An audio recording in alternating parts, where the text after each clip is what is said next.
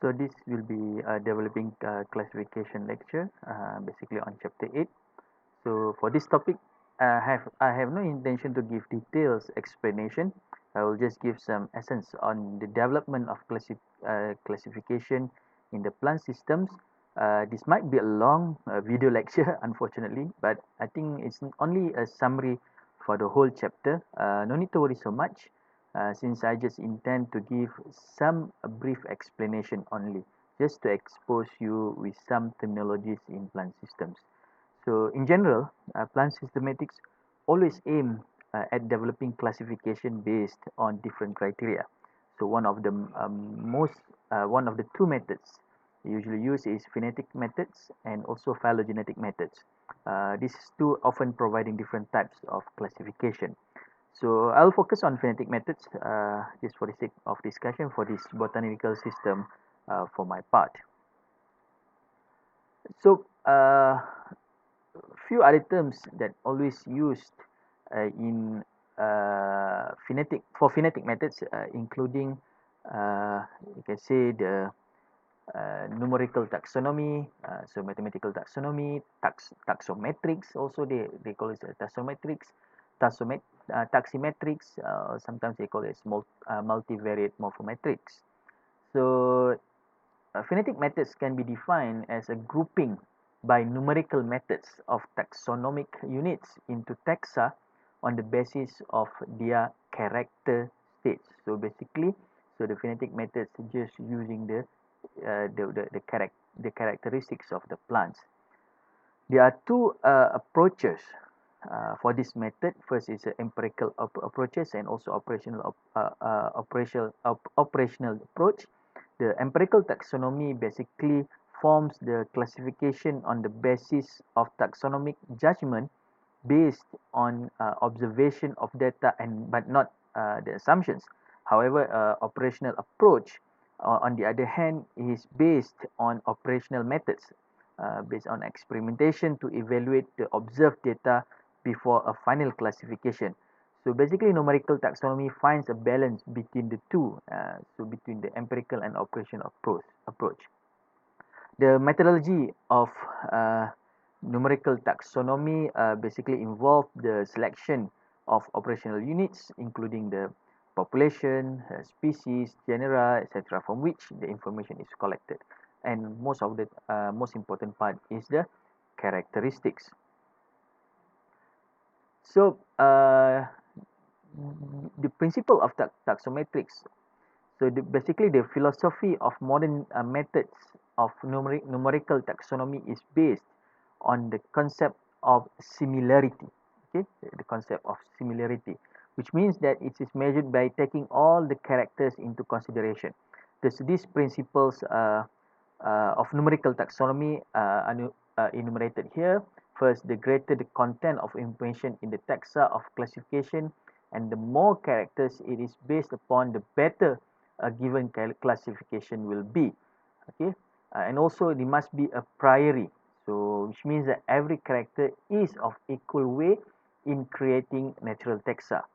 So and then overall similarity between any two entities is a function of their individual similarities in each of the many characters in which they are being compared. So basically, again, is based on individual similarities. So they group the similarity among each other first.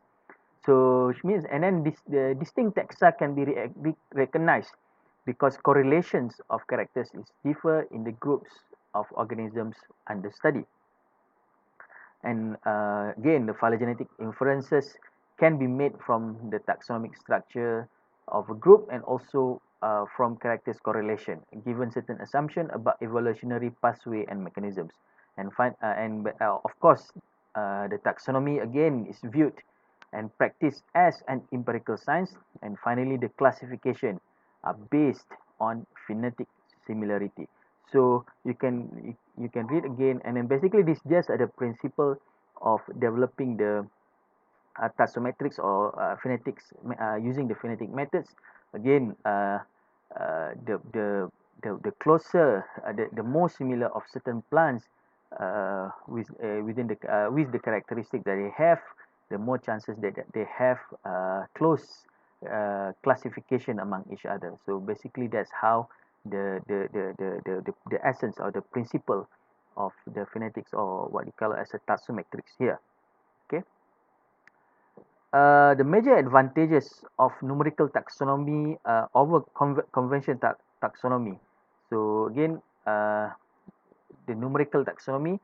So basically, when they have numbers, basically, so they have data, they have the function of using different types of information that they can calculate. So of course, they have the power to integrate the data. So and then the data automation process promotes efficiency. So instead of conventional taxonomy where they just use the uh, basically just characters and then also the key. So this can be integrated to any data processing systems. When once you have the numerical taxonomy here, then you can use any software, any data, and any information that you can use in the progression of the data. So you can have a lot of softwares that can be used. Of course, this is a quantitative methods, which means there is no bias if you have a qualitative methods in a classical or conventional taxonomy, where you need to have an expertise and so on and so forth. But when you have a quantitative data, this is something that you can calculate, and then there is the chances of bias can be avoided. Then of course this the creation of explicit data tables, you can create the data. So and then also it can give a different perspective to re-examine classification. Of course, when you have this data, especially quantitative data, you can have different. Although when I said before that you can uh, avoid the biasness, but this when you have the quantitative data, and then basically you can promote, you can say, a different perspective. So which means that other people can say, oh, okay, the earlier interpretation probably a little bit different. When we have different data, use the same data, you can have different perspective or different interpretation, and then of course you can re-examine the classification. And basically, of course, again this is reinterpretation on biological and evolutionary concepts, especially if you have when you have more evidence. If when you get newer evidence to support the data. So once then, of course, when you have when you collect data, when you have you make a current classification, you have this data. Of course, you have all this quantitative data, and if let's say you have a new information comes in, it's just a matter of integrating the new data into the into the system or into the software. Of course, although phylogenetic diagrams have been used to depict the relationship between the taxa, the cladograms using cladistics methods are distinct in the sense that they are developing using a distinct methodology. So cladistics have developed into a forceful methodology of developing phylogenetic classifications. So again, cladistics is a methodology that attempts to analyze phylogenetic data objectively in a manner parallel to taxometrics. Okay, which again you see analyzed using the phonetic data. So cladistic methods are largely based on the principle of parsimony, according to which the most likely evolutionary route is the shortest hypothetical pathway of changes that explains the pattern under observation. So a taxa is in a truly phylogenetic system should be monophyletic. It has been found that simpliciomorphy, which is a possession of primitive or plesiomorphic character in common by two or more taxa, does not necessarily indicate monophyly. So synapomorphy, on the other hand, is a more reliable indicative of monophyly. It is thus common to use homologous shared and derived characters for cladistic studies. So before analyzing the methodology of handling data for phylogenetic analysis, it is important to understand the major terms and concepts used in phylogenetic systematics, especially in systematic botany. So of course, you don't need to worry so much about this. The principal concept is almost similar with the animal taxonomy, but again, there is some uh, terms that probably you need uh, to understand to visualize the importance of phylogenetic in the plant system. Of course, the first terms that I want to introduce here is what we call, like I mentioned before, is plesiomorphic and apomorphic characters. So a central point to the determination of the phylogenetic position of particular group is the number of what we call as primitive, is what we call as the plesiomorphic, or the apomorphic, which is the advanced characters. So plesiomorphic is the primitive, apomorphic is the advanced. I'll explain later in this lecture. So of course, many doctrines about the differentiate, how to differentiate the between the primitive and also the advanced characteristics. This has been proposed, and also as some of the important doctrines are listed here, you can read in the textbook on how these doctrines differ and also what angles or perspective they use to develop classification based on what we call as plesiomorphic and also apomorphic characters. So mazhab, different mazhab of how to differentiate between the primitive and advanced characteristics. So probably in a more layman term, I can say that plesiomorphic can be considered as primitive character, while apomorphic is an advanced character. So the advanced characteristic in plants, of course. For example, character A here, okay, is considered is plesiomorphic, which is a primitive. From here, they develop into B. So B is a apomorphic. So which means that they are more advanced than A. However, C is more advanced than B. So C is considered as apomorphic. Thus, B here is a plesiomorphic in relation to C, which is they are primitive than C, but they are apomorphic against A, so which means that they are more advanced than A. So as all three here belong to an evolutionary transformation series. So they are more in one way transformation of evolution. Another terms that always used here, always used um, in phylogenetic in plants is called homology and analogy. I think Dr. Zaid Mazati already discussed this in the previous class. So homology is the occurrence of the same organ in different plants under every variety of forms and functions. So this is homology. So what it means that for example, the nymphaeus leaf, the Preochera, okay, this is the only the organs has similar design but have different function. So like the nymphaeus leaf, they are a leaf, but the nymphaeus leaf has different function. So they can trap, they have modified themselves and to trap the insects.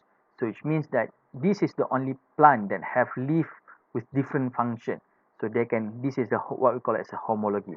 So they are different from plants of other of the similar group, okay, similar plant species, okay, leaf in other plants considered to use another one. So another, as for analogy here, as for the analogy, the occurrence of a part or an organ in one plant which has the same function as another part or organ in the different plant means those organs which have a different structure, however have similar function. For instance, the food storage in potato is in the stem.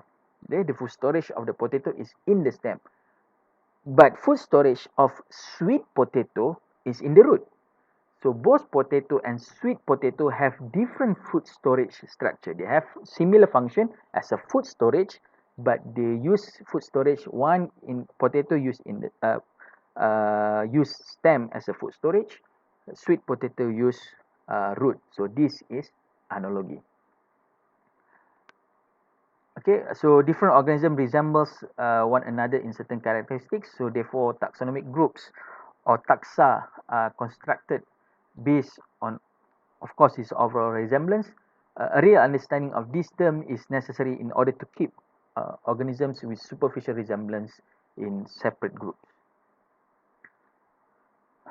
Uh, this is another example on synapomorphy and also plesiomorphy. Of course, two or more organisms may be homologous. So this is talking about the homologous for a particular character in their immediate common ancestor also had these characters. So if the character is present in the immediate common ancestors, so but not in the earlier ancestor, the situation is known as synapomorphy. Okay, if the character state is present in the immediate common ancestor as well as the earlier ancestor, the situation is known as simpliciomorphy. So for example, between organism B and C here, so B and C here, okay, in this diagram, so one here is similar, the similarity is due to simpliciomorphy as the characters were unchanged in the previous ancestors. Okay, so they from here they change B and C from the they don't change since the in this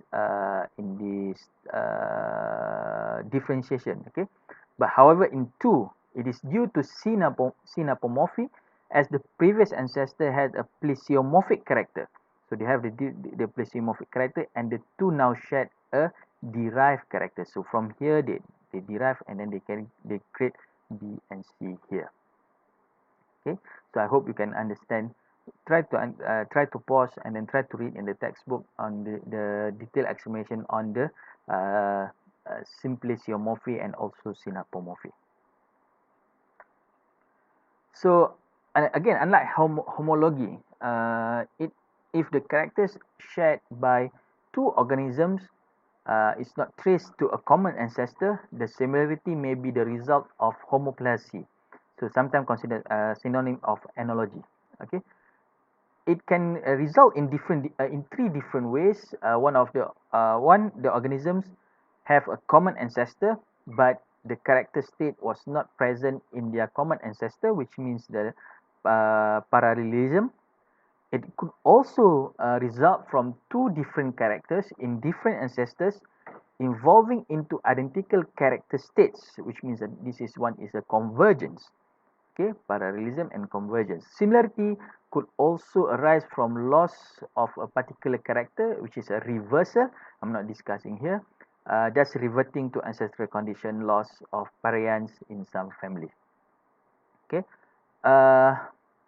so parallelism is basically an independent occurrence of similar changes in groups with a common ancestry, and because they had a common ancestry, so this is parallelism.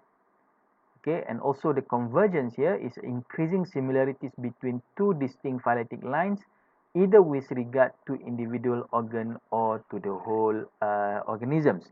So for instance, example here in the convergence here in 1 and parallelism here in 2 between organisms A and also B. Now just focus on A and B.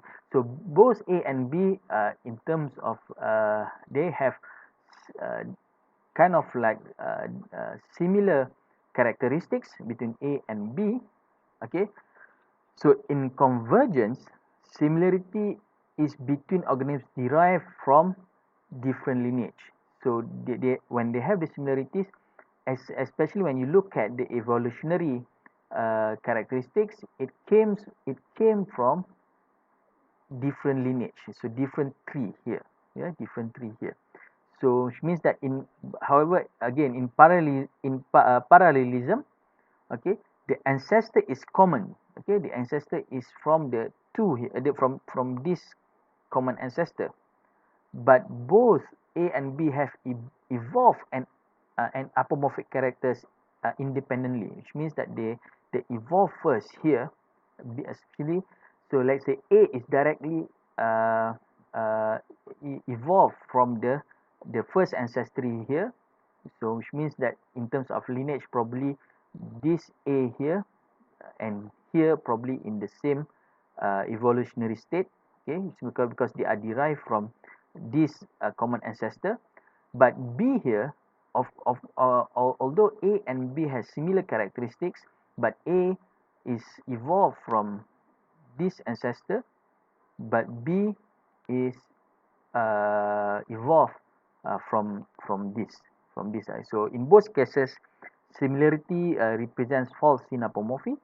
So the similarity between B and C, both diagram is due to divergence. So which means that B and C here, both of them are we call as a divergence. Okay, so two possible reasons for similarity. So here, if you look at, probably we try to make another example here. So the two possible reasons for similarity between species A and species B, okay, in the two occurrence or two situation. Of course, if you look here, you can say that A and B have similar characteristics. A and B has similar characteristics. But in in one here, A and B are the most primitive members of respective lineage. So from the FGHA and also C, D, and E, B, C, D, and so they have two different lineage. The two lineage, however, have a common ancestors. Okay, which means in N. Okay, they have common ancestors. Then this constitute a monophyletic group. However, in two, A and B happen to be the most advanced members of the respective groups.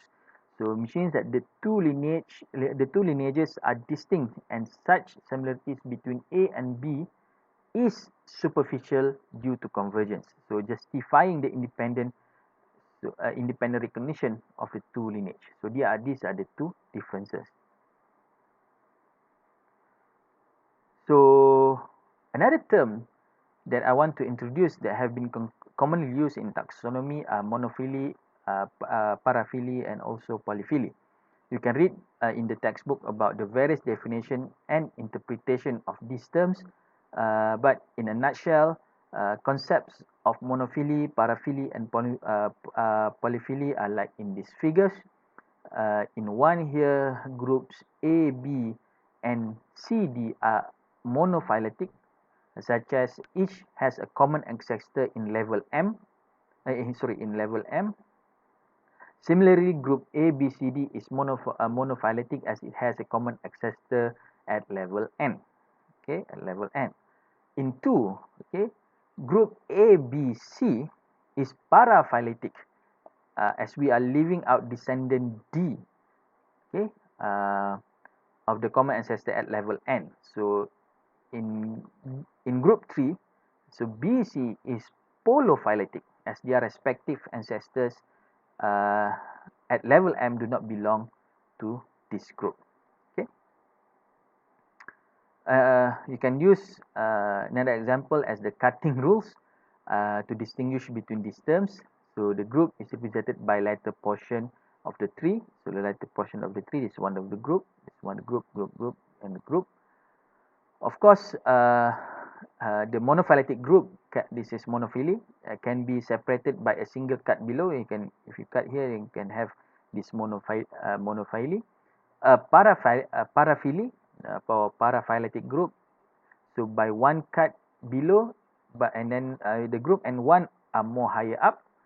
Okay, a polyphyletic is separated by more than one cut below the group. So a monophyletic group represents one complete branch. A paraphyletic group, one larger portion of the branch, whereas the polyphyletic group represents more than one piece of a branch. This topic on phylogenetic has been covered in the previous class, so the principles is almost the same. Therefore, I have no intention to repeat. As for this lecture, I will give some examples related to plant system. So when you talk about phylogenetics, it's all about the affinities between the various groups of plants that are commonly depicted with the help of diagrams with several innovations. So these diagrams also help in understanding the classification of included taxa. So an understanding of these terms is necessary for a correct interpretation of putative relationships. So these branching diagrams are broadly known as dendrograms. I hope you already familiarized with this term, dendrograms. So any diagram showing the evolutionary history of a group in the form of branches arising from one or more points. Okay, so you have points, or one point you have branching of that. Uh, has often been referred as this what we call as a phylogenetic tree. So the phylogenetic tree is commonly used in diagram in relating the phylogenetic history. The vertical axis uh, in such a diagram represent the geological time scale for sometimes. Okay, since you have the time scale here. In such a diagram, the origin of group is depicted by the branch diverging from the main stalk and its disappearance by the branch termination.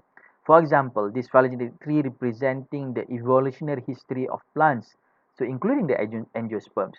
The vertical axis represent the geological time scale, so only extant or the living organism or the living plants are shown reaching the top.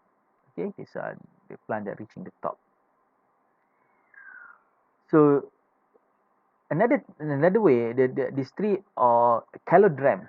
So cladogram shows the different families of order Alismatales. So a cladogram represent an evolutionary diagram utilizing cladistic methodology. So which attempts to find the shortest, okay, try to find the shortest hypothetical pathway of changes within a group that explain the present phonetic pattern using the principle of parsimony. So in general, a cladogram is a representation of the inferred historical connections between the entities as evidenced by synapomorphism. So another example here, so evolutionary history of a hypothetical group of organism which started with the ancestral species, okay, with woody habit, alternate leaves, cymose inflorescence, 5 red petals, 5 stamens, 2 free carpels, and dry fruits with many seeds. So these 11 character state transformations at different stages have resulted in 8 present day species. 1, 2, 3, 4, 5, 6, 7, 8. Okay.